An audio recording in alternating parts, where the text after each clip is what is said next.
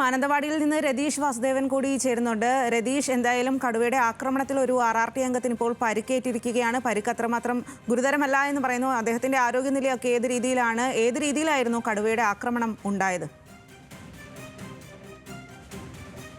സ്വാതി, തീർച്ചയായും ഇപ്പോൾ ജയസൂര്യ RRT അംഗമാണ്, ബീറ്റ് ഫോറസ്റ്റ് ഓഫീസറാണ്, മക്കാട് സ്വദേശിയാണ് വയനാട്ടിലെ. ഇദ്ദേഹം ആണ് 8 അംഗ സംഘത്തിലുണ്ടായിരുന്ന ട്രൂപ്പിലുള്ള ഒരാൾ. ഇദ്ദേഹം പുറകിലായിരുന്നു ഈ സംഘത്തോടൊപ്പം സഞ്ചരിച്ചിരുന്നത്. കടുവ പൊടുന്നനെ കുറ്റിക്കാടിൽ മറിഞ്ഞിരിക്കുന്ന കടുവ പൊടുന്നനെ ഇദ്ദേഹത്തെ പുറകിൽ നിന്ന് ആക്രമിക്കുകയായിരുന്നു. തൻ്റെ കയ്യിലുള്ള ഷീൽഡ് ഉപയോഗിച്ച് പ്രതിരോധിച്ച ജയസൂര്യയ്ക്ക് പരിക്ക് അധികം ഏറ്റിട്ടില്ല. അതിനിടയിലാണ് നഖം കൊണ്ട് ഒരു മുറിവ് ഉണ്ടായിട്ടുള്ളത്. എന്തായാലും ഷീൽഡ് കൊണ്ട് കടുവയെ പ്രതിരോധിച്ചാണ് ജയസൂര്യ രക്ഷപ്പെട്ടത്. എന്തായാലും ഇപ്പം വലിയ പരിക്കില്ല. പരിശോധനകൾ നടത്തി, എക്സ്റേ ഉൾപ്പെടെ എടുത്തു. ആരോഗ്യ പ്രശ്നങ്ങളില്ല എന്ന് തന്നെയാണ് ഡോക്ടർമാരും പറയുന്നത്. സഹപ്രവർത്തകർ ഉൾപ്പെടെയുള്ള ആളുകളോട് നമ്മൾ സംസാരിച്ചു. ജയസൂര്യ തന്നെ ആ അനുഭവം പറയുകയും ചെയ്തു. ഇങ്ങനെ വളരെ പൊടുന്നനെയാണ് ആക്രമിച്ചത്, തട്ടിയിട്ടു, ഷീൽഡ് കൊണ്ട് താൻ പ്രതിരോധിച്ചു എന്നും അദ്ദേഹം പറഞ്ഞു. എന്തായാലും ഇപ്പോൾ നിലവിൽ ആരോഗ്യ പ്രശ്നങ്ങളില്ല. മന്ത്രി OR കേളു അടക്കമുള്ള ആളുകൾ അദ്ദേഹത്തെ സന്ദർശിച്ചു. ആരോഗ്യ പ്രശ്നങ്ങളില്ല എന്ന് തന്നെ ബോധ്യപ്പെട്ടിട്ടുണ്ട്. ഇനിയിപ്പോൾ 3 മണിയോടെ വനംവകുപ്പ് മന്ത്രി AK ശശീന്ദ്രൻ ഇദ്ദേഹത്തെ സന്ദർശിക്കും. അദ്ദേഹം ഇപ്പോൾ കൽപ്പറ്റയിൽ ജില്ലാതല ഉന്നത ഉദ്യോഗസ്ഥരുടെ അവലോകന യോഗത്തിൽ പങ്കെടുത്തുകൊണ്ടിരിക്കുകയാണ്. എങ്ങനെയാണ് വരുന്ന ആളുകളിലെ ഈ വനംവകുപ്പിൻ്റെ ഈ കാര്യങ്ങൾ വിവിധ വകുപ്പുകളുടെ ഏകോപനത്തോടെ കൈകാര്യം ചെയ്യേണ്ടതെന്നും കൂടി പരിശോധിക്കുകയാണ്. ഫോറസ്റ്റിലെ വനംവകുപ്പിലെ ഉന്നത ഉദ്യോഗസ്ഥർ CCF KS ദീപ അടക്കം 2 DFOമാരടക്കം എല്ലാവരുമുണ്ട്.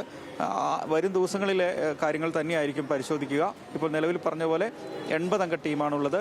അവരെ വരും ദിവസങ്ങളിൽ ഈ വലിയ അക്രമകാരിയാണ് ഈ കടുവ എന്ന് ഉറപ്പുവരുത്തിയ സാഹചര്യത്തിൽ ഇനി എങ്ങനെയായിരിക്കും മറ്റ് കാര്യങ്ങൾ എന്നുകൂടെ അതിൽ ചർച്ച ചെയ്യപ്പെടുമെന്നാണ് മനസ്സിലാക്കുന്നത്. എന്തായാലും കടുവയെ ഏത് വിധേനയും പിടികൂടുക എന്ന രീതിയിലേക്ക് വനംവകുപ്പിൻ്റെ ദൗത്യം മാറി എന്നതാണ് ഈ ഘട്ടത്തിൽ പറയാനുള്ളത്. ജനങ്ങൾക്ക് കടുവയുടെ അക്രമകാരിയാണ് കടുവ എന്ന് കൂടുതൽ വെളിപ്പെടുന്ന രീതിയിൽ RRT അംഗത്തെ പോലും ആക്രമിക്കുന്ന തരത്തിലേക്ക് കടുവയുടെ സാധ്യത മാറുന്നു. അതുകൊണ്ട് തന്നെ വനംവകുപ്പ് ഇനി ഏത് വിധേനയും കടുവയെ വെടിവെച്ച് പിടികൂടുക എന്ന ദൗത്യത്തിലേക്ക് പോകാൻ സ്വാഭാവികമായും പോകാം.